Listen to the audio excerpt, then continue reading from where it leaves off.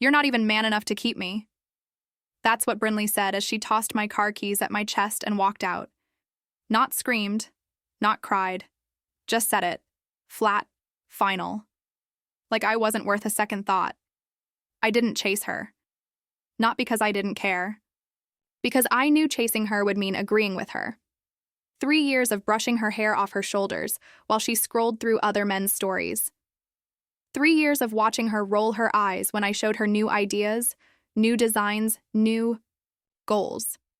3 years of being told I was stable but boring, loyal but dull. Reliable, but where's the fire, Josiah? I had fire. I just didn't need to set everything around me ablaze to feel alive. When she left, she slammed the door behind her like it proved something. She didn't see me smile. Not because I was happy. Because finally, I didn't owe anyone an explanation. 3. Days later, she posted her new boyfriend. Cassian. Gym mirror selfie. Caption: finally with someone who takes charge. The comments were full of, and power couple, and real upgrade. I didn't react, didn't block her, didn't watch her stories, but the world made sure they still showed up in my feed. The same week she made that post, I quietly signed the closing documents on a deal that put my name beside companies she once begged to intern at. I was never the loudest in the room, but I made sure I owned the room. Now here we are. Cassian, her real man, just walked into my boardroom. No swagger, no Instagram filter. Just sweat behind his collar and a resume shaking slightly in his hand. He doesn't know the founder is me, not yet, but he will. And when he does, let's see how he answers when I lean back in my chair and ask, tell me, what exactly makes a man man enough? Brinley and I never made sense on paper. She lit up every room, spoke like every sentence was crafted for a caption, smiled only when someone else was watching. I, on the other hand, didn't speak unless I had something to say. I preferred sitting in the back, listening, calculating, not because I was shy. Because I didn't care to waste my voice. She once told her friends I was weirdly calm, like it was a flaw. But I wasn't calm. I was just finished trying to prove anything to people who misread quiet for weak. We met during an industry dinner. I wasn't supposed to be there, but the guy who invited me owed me a favor, and I wanted to get a read on a few executives circling my startup. Brinley wore red that night. Not a soft shade. A deliberate, aggressive red. She laughed louder than anyone else, corrected the sommelier, and introduced herself to every table. When she finally got to mine, she looked at me like I was another task to check off her evening. You haven't spoken all night, she said, pouring herself a glass from my bottle without asking. Didn't have anything worth saying, I replied. She paused, then smirked. Dangerous. A man who watches more than he talks. That was her type of flirting. Provocative, layered in challenge. I didn't bite. She stayed, and that's how it began. We weren't a love story. We were an agreement. Unspoken, but mutual. She liked the way people looked at us together. I liked the way she made rooms feel easier to navigate. She turned conversations into theater. I closed deals behind the curtain, but beneath all of it, there was always a current pulling us apart. She needed noise to feel alive. I needed silence to breathe. She wanted someone who would argue back, slam doors, shout when jealous. I walked away from things that didn't deserve answers. Brinley didn't want peace. She wanted friction. And when I refused to fight the way she expected, she told me I wasn't man enough, not because I was failing her, because I wasn't breaking for her. Over time, we stopped pretending it was love. We became performance partners, showing up for events, posting polished snapshots, pretending we weren't both aching in different ways. Some nights she'd come home drunk, throw her heels at the couch, and demand to know why I never told her she was beautiful anymore. I'd look up from my laptop, exhausted, and say, Brinley, you already know. And that infuriated her. She didn't want quiet confidence. She wanted fireworks. Wanted to be chased when she walked out. Wanted me to say, please don't go, but I wouldn't because I didn't want someone who needed to be begged to stay. I never raised my voice, never broke a glass. never followed her out the door, and that, to her, was unforgivable. I remember the morning it finally broke. She was pacing around the kitchen, furious about a comment someone made on her latest post. "They said you looked bored standing behind me. That you looked like my assistant," she spat. "I was tired, Brinley. We'd flown in that morning." She ignored that. "You couldn't even pretend to look proud, to act like you wanted to be next to me." I looked at her, truly looked, and asked, "When did this stop being about us and start being about who's watching?" She blinked like she hadn't considered that possibility. Then she tossed the keys at my chest. Hard. "You're not even man enough to keep me." That's what did it. Not the fights. Not the nights spent in separate rooms. That line. Not because it hurt. Because it was her way of making sure the breakup stung. She wanted to control how it ended, make it my failure. She thought she'd humiliate me into reaction, but I didn't react. I caught the keys, set them down on the counter, picked up my phone, ordered a car, and packed everything I owned in silence. She watched me move from closet to dresser to front door, expecting me to stop, to fight, to plead. I didn't, because I'd already left the version of her I loved months ago. What stood in front of me now wasn't a partner. It was someone trying to win a game I wasn't playing. I moved into a new place that night. Simple, quiet, bare. But for the first time in a long time, I slept. I didn't post about it. Didn't tweet a quote about healing or growth. Didn't block her or mute her or delete the old photos. I just stopped needing to see what came next. The world would show me eventually, and it did. Cassian appeared on her feed 4 days later, shirtless, flexing, captioned, "Power is sexy. Leadership is rare." I closed the app. Then I opened a file on my laptop, a pitch deck I'd been revising for weeks, because while Brinley was updating her followers, I was preparing for something else, something real, something permanent, and it had nothing to do with proving anything to her. It started with a whisper I wasn't meant to hear. I was leaving a meeting early, walking past a side corridor near the break room, when I heard someone say my name. "Josiah used to date Brinley, right?" A pause, then a low chuckle. "Yeah, man, but she upgraded. You've seen Cassian? That guy's a whole category above. Drives a McLaren, runs fitness camps, alpha energy through the roof." I didn't stop walking, didn't look back. The words didn't surprise me. They just confirmed what Brinley wanted everyone to believe. I knew Cassian. I'd seen the way he moved, like he was trying to prove his dominance in every room. Handshakes? Too tight. Voice just loud enough to demand silence. And always glancing sideways, checking if someone was watching. The first time I actually spoke to him was at a gallery showing downtown. I wasn't supposed to be there. Raya had suggested it, and I agreed. More for her than the art. Cassian spotted me the moment we walked in. He stood next to Brinley near one of the larger installations, his hand resting low on her waist like a claim. Brinley's eyes flicked. Up when she saw me, but her smile didn't falter. She leaned into him more deliberately. Cassian stepped forward. "Josiah, right?" he said, extending a hand like we were old rivals meeting at center court. I shook it, brief, firm.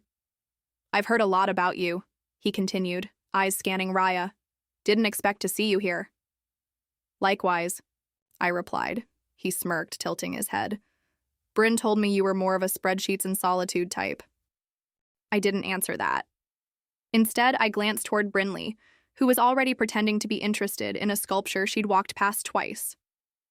Raya, always calm, slipped her arm into mine and leaned in. "Want to go check out the garden installation?" I nodded, and we walked away without another word. Cassian didn't follow. But the way his eyes narrowed told me he wasn't used to being dismissed. That night, Brinley messaged me. Not on text. On a private work channel we'd both forgotten still existed. "Interesting choice of date. She seems grounded. No hello. No context. Just an attempt to provoke. I didn't answer. She followed it with another. "It's funny. You used to say you didn't believe in attention-seeking. Now you're parading around with someone just because she listens." That one, I did respond to.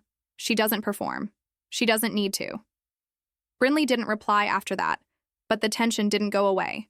It shifted, hardened, and then came the leak. A client pitch deck I had personally authored showed up in an investor circle 2 weeks before our official launch. Not the final version, an older draft. But the structure, strategy, and numbers were unmistakably mine. At first, I thought maybe someone on the team had sent it accidentally. But internal access logs told a different story. It was downloaded from an external device. Cassian's I didn't want to believe it. He wasn't even on our staff. But Brinley had hosted him at one of our events. He'd shadowed meetings under the guise of consulting. It was all plausible, intentional, and it was her hand that placed him there. I didn't confront her directly. I didn't storm into her apartment or demand an explanation. Instead, I sent a single email to the investor thread where the deck had appeared. The strategy in circulation is outdated. The updated launch will be revealed in 2 weeks under exclusive conditions. Any similarities will be seen as infringement and handled legally. That was enough. 2 firms backed out of their meeting with Cassian the following day. Brinley must have figured it out because I got a call that night. No message, no voicemail, just a missed call. Then another, and another. I silenced the phone. Didn't want an apology.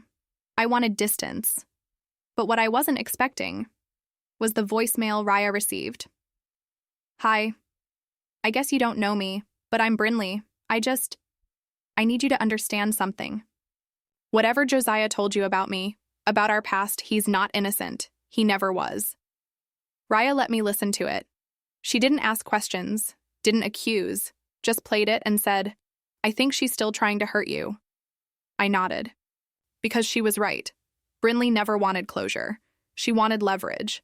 And when she realized I couldn't be baited into another round of her games, she went after the one person I let into my quiet. It wasn't heartbreak. It was strategy. And that was the final betrayal. Not the stolen pitch. Not the lies she told Cassian. Not even the public whispers. It was the fact that she saw something good in me and wanted it ruined simply because she no longer had it. So, I made a decision, not out of revenge, out of necessity. Brinley had written the narrative for too long. It was time to write mine. And this time the world would hear it loud and clear, without me having to say a single word. Silence has a sound. When it stretches too long, I started noticing it after Raya left for a week-long work retreat. The apartment, usually calm, started to echo. Not loudly, but in the way thoughts echo when there's no one to interrupt them. I'd built my life around composure, around being the one who didn't react, didn't spiral, didn't chase. But with the stillness came questions, not about Brinley, not about Cassian, about myself. What if I had chased her? What if I had said something when she threw the keys? Would it have changed anything? Or would it have just delayed what was already collapsing? The pitch betrayal was behind me. The investors had rallied around my response. The legal team handled the fallout.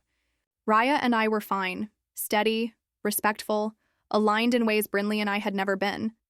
But that didn't mean I felt fine. Because no matter how many times I told myself it wasn't my fault, some part of me kept asking, why did I stay so long? With someone who made me feel small just for being calm? I remembered a night from early on with Brinley. We were driving back from a wedding. She had her heels off, legs up on the dashboard, humming along to the music. She'd looked at me and said, well, sometimes I wonder what goes on in your head. You never show anything. Don't you ever get angry? I had smiled and said, all the time, I just don't perform it. She didn't understand that. She never would. Back then, it was just a difference. Later, it became ammunition. I tried to sleep. Couldn't. Tried to focus on work. Couldn't. I even caught myself scrolling through Brinley's old profile. She had taken down most of the posts with Cassian. No public breakup, no announcement, just a quiet deletion. She didn't block me. I didn't block her either. We were both still watching, even if we pretended not to care. It's strange, what lingers? The scent of her perfume on an old jacket I hadn't worn since winter. The half-drunk bottle of wine. We said we'd open the night her business hit 10K followers, but never did.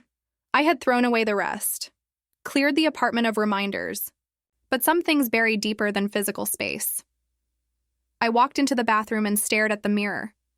My reflection looked calm, as always, but I knew better. I wasn't angry. I wasn't sad. I was somewhere in between. A space with no definition, just a steady ache that hummed quietly beneath every distraction. I thought about Cassian, not with jealousy, not even with hatred, but with the discomfort of being replaced by a performance.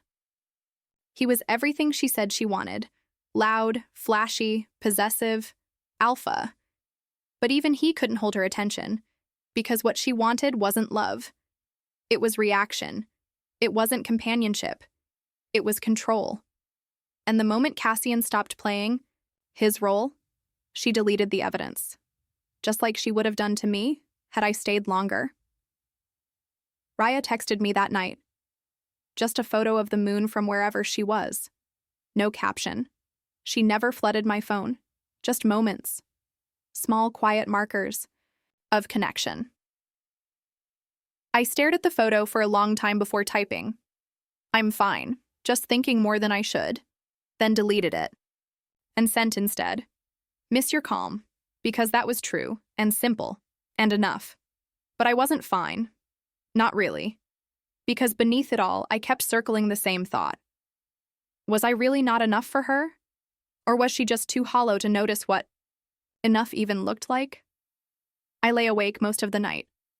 When I finally slept, I dreamed of the cafe, the one where Brinley ended it. Except in the dream, she never threw the keys.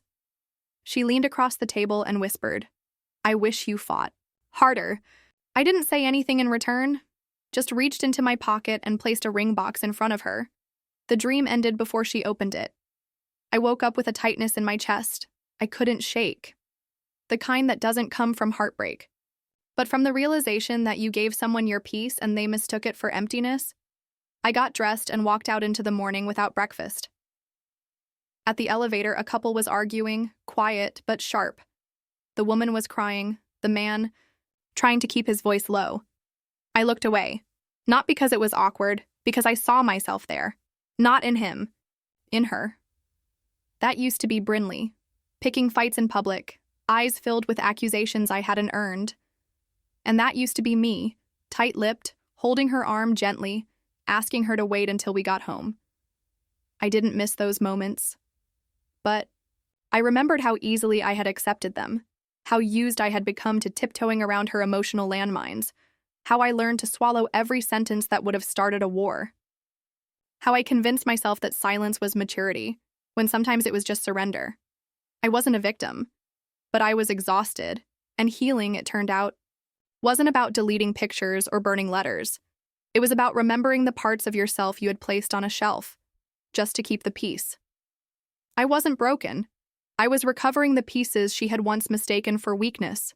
And every day, I didn't call her. Every message I didn't answer, every memory I let fade quietly, was a step back to myself. The message came from an unfamiliar number. No greeting, no introduction. "You should know Brinley's been talking to the press."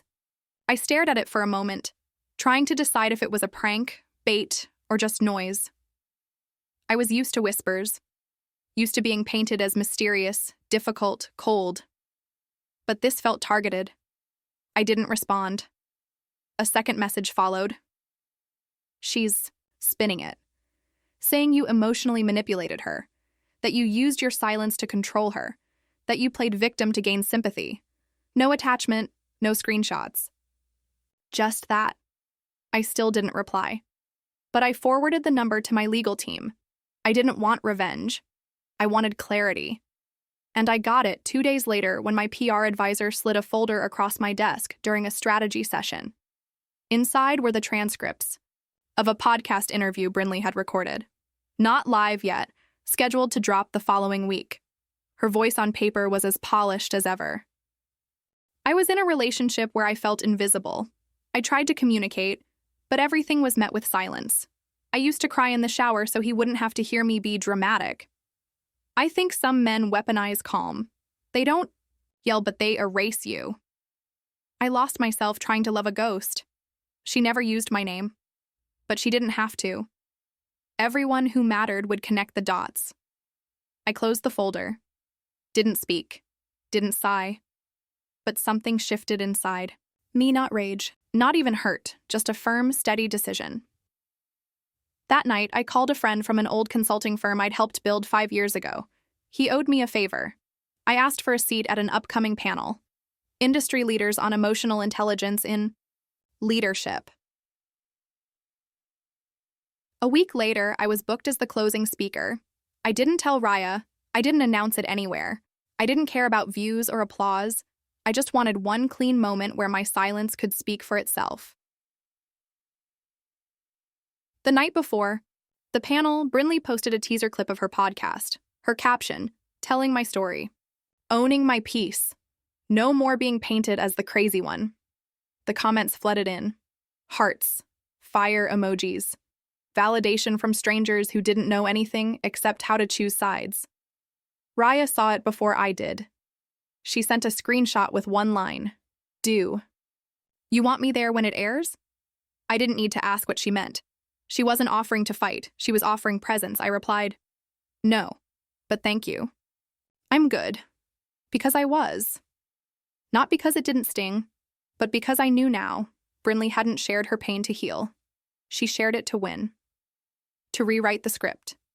To place herself in a narrative where she was the one who loved too hard. And I was the one too cold to hold it. But the thing about silence, it isn't absence. It's control. And I was done letting mine be misunderstood. When the panel began, I sat quietly in the green room, watched the others speak, CEOs, therapists, creators, each sharing stories about leadership and emotion. Then it was my turn. I walked on stage. No notes, no slides, just me. I spoke clearly, slowly, intentionally, about the difference between quietness and indifference, about how some people use noise to drown out truth, and how others learn to build strength in silence because they never had the privilege of being heard without it. I never mentioned Brinley. I didn't need to. When I stepped off stage, the applause was sharp, sustained, earned. In the crowd, a woman raised her phone, live streaming. I caught a glimpse of the title, The Man Brinley Won't Name. Cassian was in the front row. He didn't clap.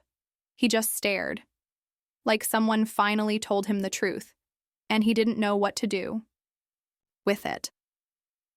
The podcast went live 3 days after the panel. I didn't listen. I didn't need to. The internet did what it always does. Amplified, distorted, devoured. Clips were everywhere. Brinley crying in soft lighting, saying phrases she used to mock. I thought being quiet meant being safe, but silence can feel like abandonment. He never hit me, but that doesn't mean there wasn't harm. I recognized every word. Not because they were true, but because they were rehearsed. Lines she'd stored from old arguments, reshaped to fit a better narrative. A few hours after it dropped, Cassian showed up at my office. No appointment, no call, just walked past the front desk like he had a reason to be there. My assistant tried to stop him. He pushed through. I was alone when he stepped in. He looked like he hadn't slept. You win, he said. Not a greeting, not a joke. I leaned back in my chair. Didn't know we were competing. He laughed once, bitter. You always say the right thing, don't you? I didn't answer that. He walked across the room, dropped into the seat across from me like he belonged there. You know, she recorded some of that podcast while we were still together? I was in the next room. Thought she was on a Zoom call. Still, I said nothing. He kept talking. She said I was everything she wanted. Said you were too cold, too composed, that she needed someone who'd take charge. I waited. I tried, he said. God, I tried so hard. But everything was a test. Every day.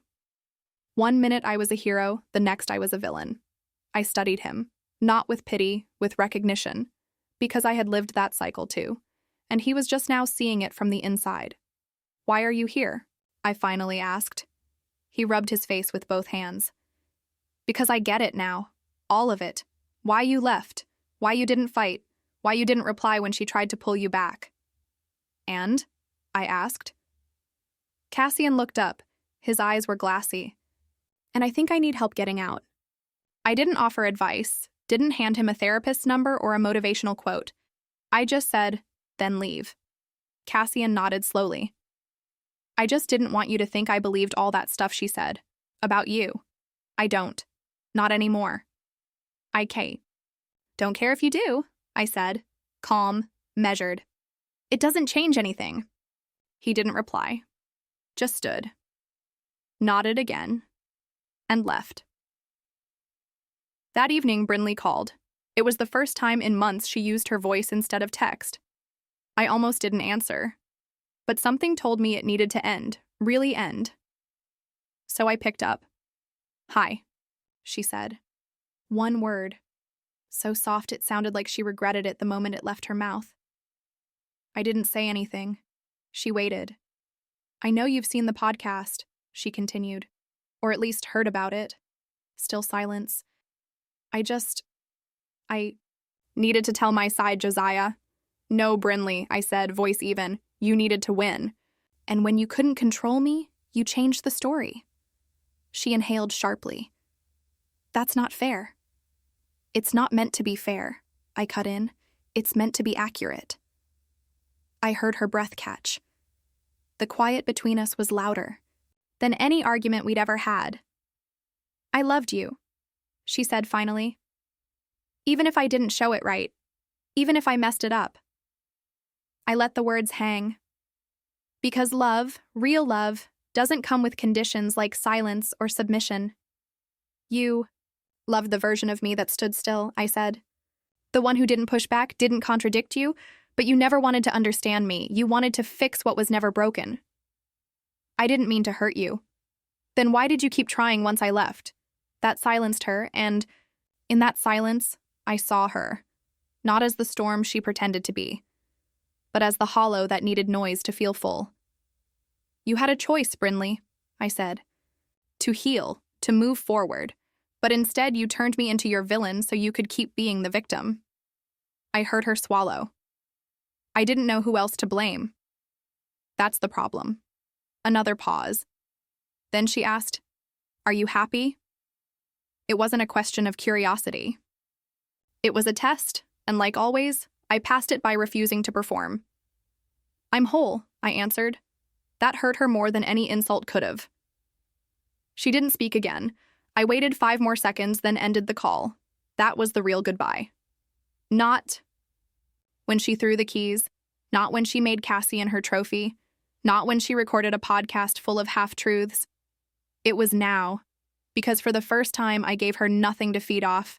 No anger, no confusion, no regret, just clarity, and that's the one thing she never knew what to do with. I stepped out onto the balcony. The city was still loud, but it felt distant, as if I was above it now, not inside it. My phone buzzed again. A message from Raya. Landed. You free to talk tonight? I replied simply, yes. Because I was. Free from proving, from performing, from healing around people who shattered without notice. Brinley had once said I wasn't man enough, but in the end, I was the only one who walked away without needing to destroy someone to feel strong. And that was more than man enough. 2 months passed. The podcast noise faded. The tweets turned into new gossip. Her quotes became dated. Her story, replaced by someone else's drama. But my silence? It didn't fade. It matured. The panel speech circulated across corporate platforms. An edited version went viral on leadership forums, stripped of any personal reference but echoing with emotional truth. Raya and I grew quiet together. Not silent, connected. Her presence never demanded center stage. She didn't try to fix me. She just made space for me to be. And that was enough. But Brinley wasn't done. She resurfaced through a sponsorship campaign for a lifestyle brand.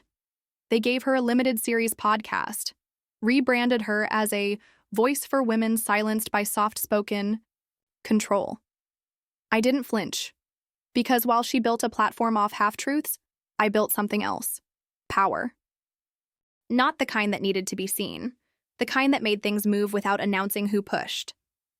So when her campaign sponsor began background checking all public mentions linked to her name, they contacted my office for a formal statement. Standard. Protocol. My legal team prepared something neutral, clean, professional. I revised it. The final release read, "We wish Ms. Brinley well in her continued journey. Any suggestion that her time with Mr. Josiah involved coercion or manipulation is categorically false. We have records of full mutual agreements, including signed waivers for public use of shared spaces and private assets, which she benefited from during their relationship. These can be provided if legally required." The brand didn't respond after that, but 2 weeks later, her sponsorship was paused for re-evaluation. I didn't celebrate. I just sipped my coffee, warm, still, and booked a private dinner reservation. At the same rooftop Brinley once said was too quiet for her taste. When Raya arrived, the first thing she said was, "Why here?" I answered honestly. "Because I like it when the world doesn't feel like it's watching." She smiled. That slow, knowing smile she never posted online. We talked about everything that wasn't Brinley. Plans, travel, quiet ambitions, small joys.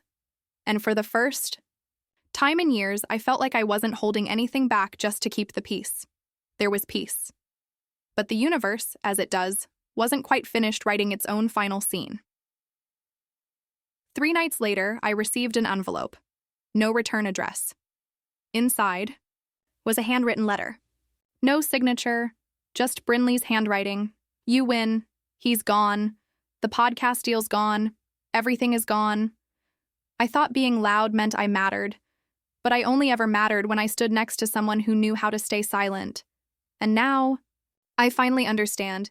You didn't fight me because I wasn't worth the war. I'm sorry. I think I always will be. I read it once, then again.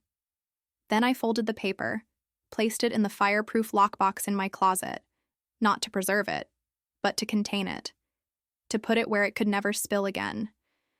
Raya didn't ask about it when. She saw the tension in my face that night. She simply placed her hand over mine, grounding me with 5 fingers and 0 demands. We were planting a tree the next day. One of those tiny, ornamental ones she loved, fragile and persistent. While digging, she looked up at me and said, "Do you think some people hurt because they want to be forgiven?" I paused, considering. "No," I said quietly. "Some people hurt because they want you to need them again, and forgiveness feels like a door you might reopen." She nodded, not agreeing or disagreeing, just listening. We finished planting. When we stepped back, the tree stood small and centered. Still rooted, still silent. I named it Closure. 2 more weeks passed, then came the gala, an annual event I usually skipped. But this time I accepted the keynote invitation, not to be seen, to be final. I wore a quiet black suit, nothing flashy, but everything tailored. The room was filled with people who once doubted me, who once believed Brinley's story because it was louder than mine. But now they didn't look past me. They looked at me. I spoke without notes, talked about discipline, the power of restraint, how staying calm in a world obsessed with spectacle is not weakness, it's legacy. And after the applause, I stepped down the stairs and walked straight into her. Brinley. Alone. Dress elegant, eyes tired. Glass half full but grip too tight. "Josiah," she breathed. I nodded. Polite. Distant. She glanced behind me, then smiled. "No Raya?" "She's home," I said, still quiet then. "I don't need noise to prove I'm winning." That stung. She didn't flinch, but her throat tightened slightly. "I saw it." "Your speech was powerful," she said. "Everything you used to be too quiet to say." "No," I replied. "Everything you never gave me space to say." Her smile faltered. She looked away, then back. "Do you ever miss me?" I didn't hesitate. "No." A pause. Then I added, "But I do remember you." That confused her. "Is that supposed to be kind?" "It's supposed to be honest." She stared at me, searching for something. Regret, weakness, hunger, anything she could use. I gave her none. Then, I leaned in just slightly, not with threat, but with certainty. You once said I wasn't man enough to keep you. She blinked, unsure of what was coming. But now, even your new man calls me sir. Brinley froze. Not because of ego, because that was the moment she realized. This wasn't revenge, this was evolution. Walked away without looking back, and that was the last time I ever saw her. Now, when people ask me if I've ever been in love, I tell them the truth. Yes, once. And then I learned what it means to love without losing yourself. Because I didn't leave Brinley to get even. I left to get free. And now I wake up next to peace, not performance. And that's the kind of ending you don't write for applause. You live it.